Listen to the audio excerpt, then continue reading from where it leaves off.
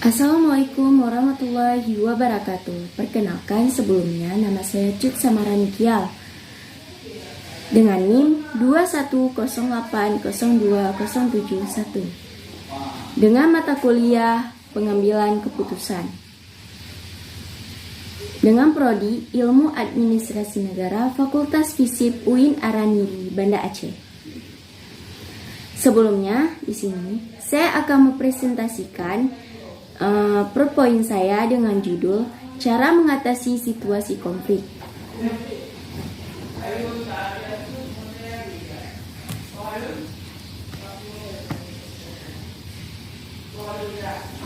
Sebelumnya saya akan menjelaskan pengertian konflik.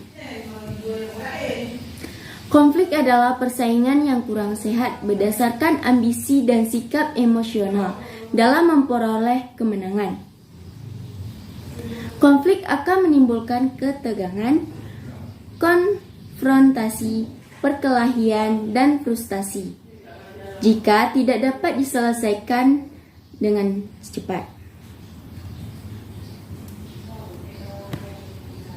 Yang selanjutnya itu ada bentuk-bentuk konflik. Konflik sendiri terbagi menjadi 3 bentuk. Yang pertama itu konflik fungsional. Konflik fungsional adalah sebuah konfrontasi di antara kelompok yang menambahkan keuntungan kinerja perusahaan. Yang kedua itu ada konflik difungsional. Konflik difungsional adalah setiap atau interaksi di antara kelompok yang merugikan perusahaan atau menghalangi pencapaian tujuan perusahaan. Yang ketiga itu ada konflik dan kinerja perusahaan. Konflik dapat mempunyai dampak negatif atau positifnya juga. Terdapat kinerja perusahaan tergantung pada sifat konflik dan bagaimana konflik itu dikelola. Untuk setiap perusahaan, tingkat optimal konflik yang terjadi dapat dianggap sangat berguna membangun kinerja keberhasilan yang positif di suatu pihak. Ketika tingkat konflik terlalu rendah, kinerjanya bisa buruk. Jadi, konflik sendiri terdapat yaitu jenis-jenis konflik. Yang pertama itu konflik dalam diri seseorang. Seseorang dapat mengalami konflik internal dalam dirinya karena ia harus memilih tujuan yang saling bertentangan. Ia merasa bimbang mana yang harus dipilih atau yang harus dilakukan. Konflik dalam diri seseorang ini juga dapat terjadi karena tuntunan kerja yang melebihi kemampuannya. Itu selanjutnya ada konflik antar individu. Konflik antar individu sendiri terjadi seringkali disebabkan oleh adanya perbedaan tentang isu tertentu, tindakan dan tujuan di mana hasil bersama sangat menentukan. Selanjutnya itu ada konflik antar anggota kelompok. Suatu kelompok dapat mengalami konflik substantif atau konflik efektif. Konflik substantif sendiri adalah konflik yang terjadi karena latar belakang keahlian yang berbeda. Jadi jika si anggota ini dari suatu komite menghasilkan kesimpulan yang berbeda atas data yang sama. Selanjutnya itu ada konflik efektif. Konflik efektif sendiri adalah konflik yang terjadi didasarkan atas tanggapan emosional terhadap suatu situasi tertentu.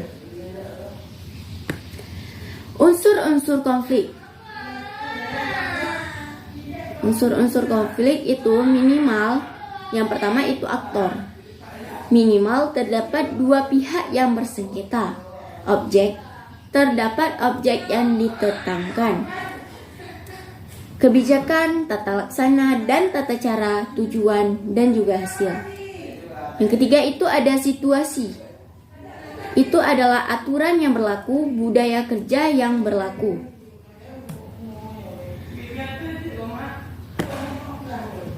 Selanjutnya itu ada penyebab konflik. Penyebab konflik terbagi. Dia adanya perbedaan kepentingan, adanya perbedaan pengertian atau pemahaman, adanya perbedaan cara pandang, adanya ketidakjelasan tujuan, adanya perbedaan peraturan yang dianut, dan adanya perubahan situasi baru.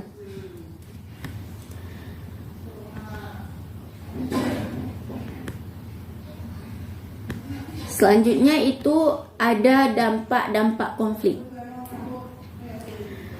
Faktor yang mempengaruhinya yaitu pertama, skala konflik. Semakin luas skala konflik, semakin kompleks dampak negatif yang ditimbulkan. Lokus konflik sendiri, semakin luas lokus konfliknya, semakin banyak yang terlibat sehingga semakin banyak yang merasakan dampak negatifnya. Tingkatan konflik. Semakin tinggi tingkatan konfliknya, semakin sulit dan kompleks masalah yang ditimbulkannya. Selanjutnya itu ada dampak langsung dan dampak tidak langsung. Dampak langsungnya, tercipta kondisi lingkungan organisasi yang kurang kondusif. Terganggunya mekanisme kerja teamwork karena terhambatnya hubungan kerja antar anggota tim. Dampak tidak langsung sendiri ialah terhambatnya proses pencapaian tujuan organisasi, menurunnya kinerja organisasi.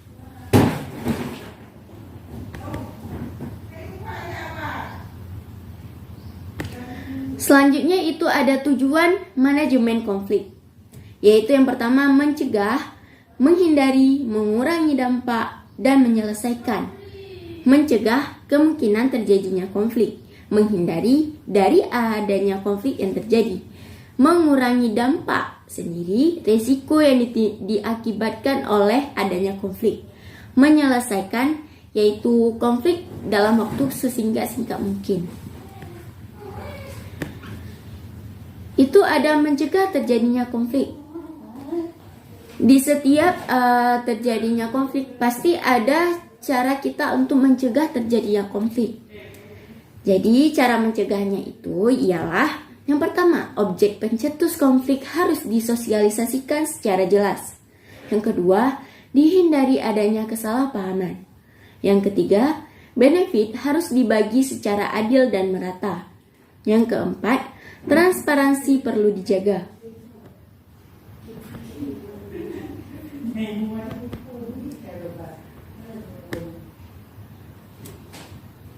Jadi, setiap mencegah pastilah kita harus menghindari juga.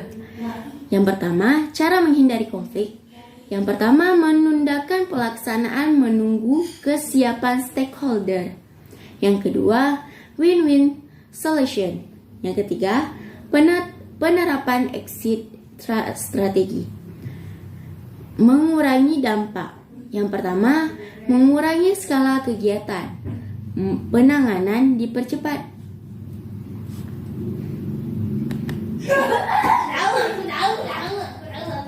Selanjutnya itu adalah penyelesaian konflik. Yang pertama, kesetaraan antar anggota organisasi terkait. Yang kedua, win-win selection. Yang ketiga, masing-masing pihak memenuhi tugas dan kewajibannya. Yang keempat, masing-masing pihak sepakat terhadap output termasuk outcome kegiatan organisasi. Baik, ini saja yang dapat saya presentasikan. Lebih dan kurang, saya mohon maaf. Assalamualaikum warahmatullahi wabarakatuh.